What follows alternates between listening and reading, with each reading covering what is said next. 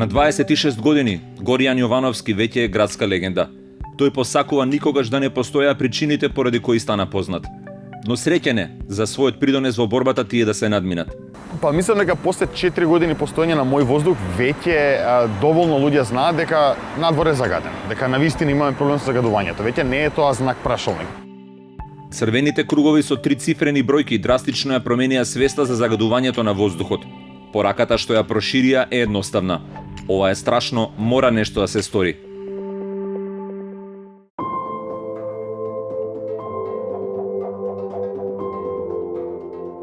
Ова се луѓето што не чекаат решенија, туку ги бараат. Не креваат раце, туку ги засукуваат ракавите. Познати им се и пречките и неуспесите, и тешките услови. Се борат со бирократски лавиринти, недоречени закони, партиски притисоци, приватни интереси. И не се откажуваат. Тие се носители на промени.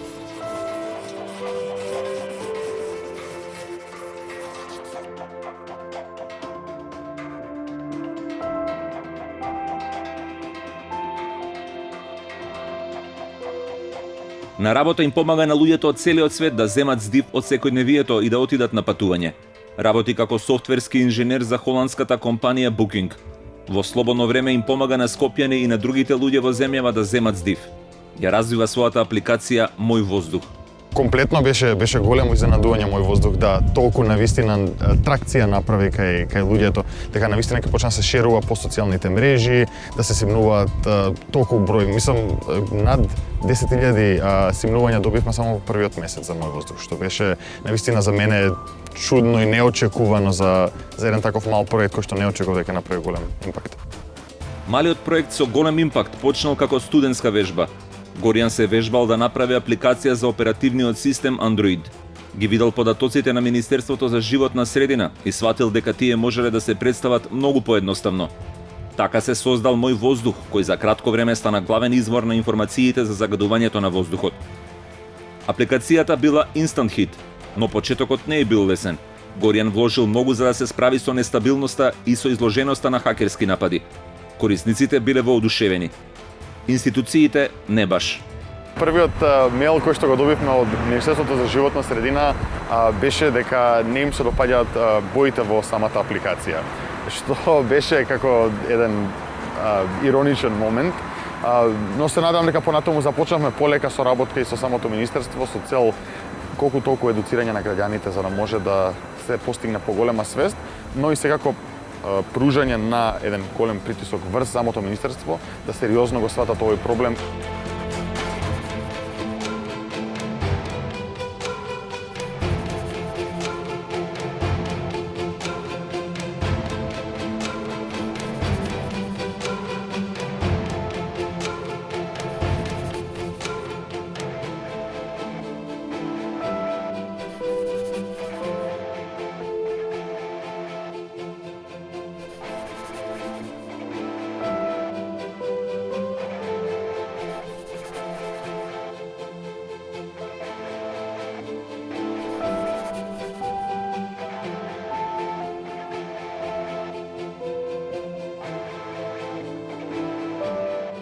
Навистина ми е криво што некогаш луѓето забораваат дека иако може дојде пролет вака и сега све е чисто, дека за неколку месеци повторно ќе дојде зимата и повторно ќе го имаме истиот проблем. Проблемите не се решаваат само со информации. Тие ќе вредат само ако предизвикаат вистински реакции. Решенијата се познати, но треба да се применат.